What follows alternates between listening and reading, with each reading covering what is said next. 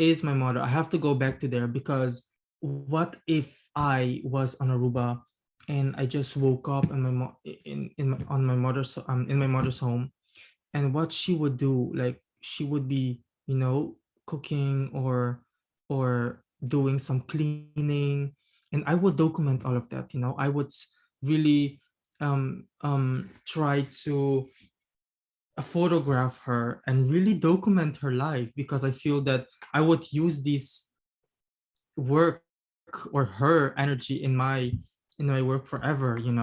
And second is my friends. I have really a small circle, but I love my small circle. Some people say, oh, I have a lot of friends. I like to keep up with them. I like to focus. If it's five good friends that I have, I like to focus on them five. And they compliment me, I compliment them. They mirror me, yin and yang. We mirror each other, so that is beautiful already for me, and that fills me a lot with energy and makes me be very inspired. Would be my graduation collection that I did, because it was almost like a full circle, but it really gave a sense of like, yes, this is a huge answer that I've received, that I was searching for. And why is that? Is because, you know, during my performance that I was doing at my graduation show, I was really crying when I was doing my performance. It was a cleaning performances. And it was a cleaning performance of my mother. So I adopt that to myself.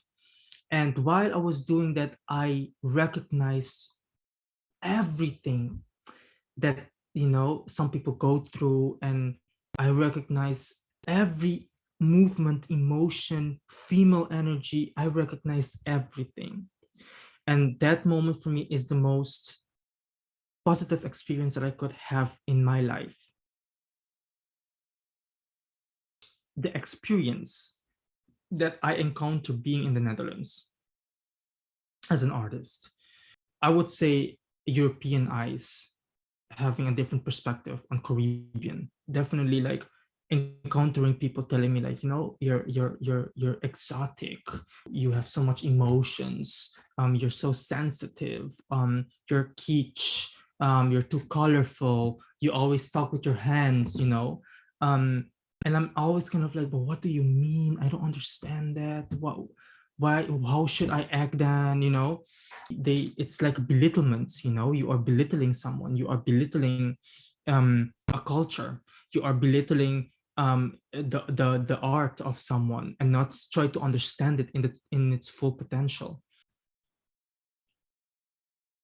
I would struggle the most with my emotions. I would say a lot, because sometimes I go so deeply into my work. Maybe I go so deep that sometimes I don't want to answer these questions because it hurts in that moment. And I can lose myself in that. And when I lose myself, I become such a crybaby. I am a sensitive person. That's something that I struggle a lot with my emotions. Try to understand, even though I it is like almost like a yin and yang thing. You go very well with it, but you can go very wrong with it.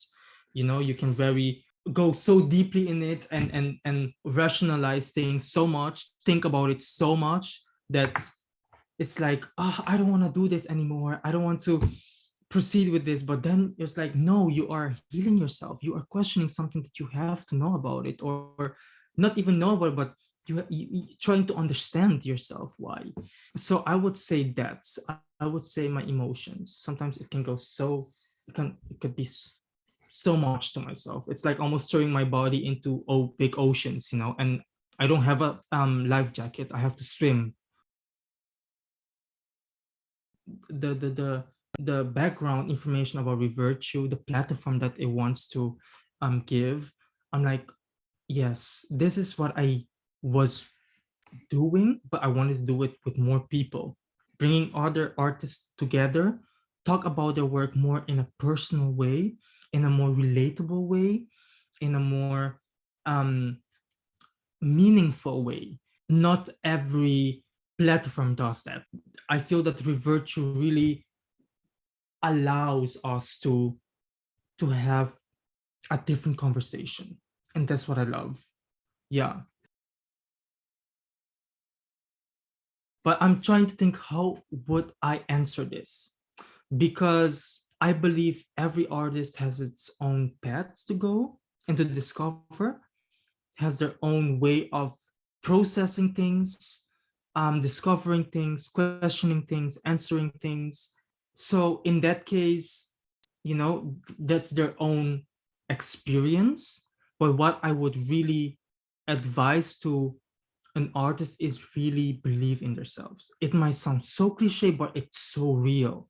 Especially when, for example, you finish graduating, everyone is like, what I'm gonna do next? What's happening? I don't know where to proceed.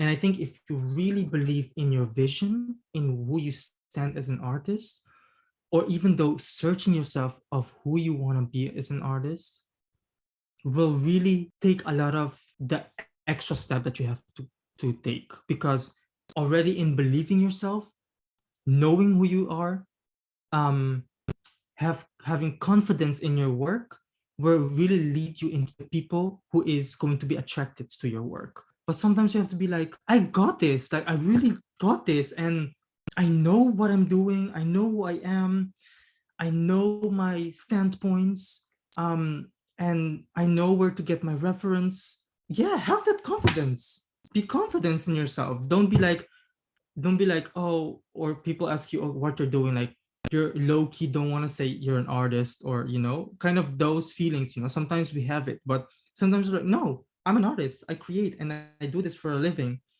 And that is important. So I think believing in your vision, in yourself, in what you want to do, will take a huge step, so you can really go to the extra mile. Yeah, yeah, definitely.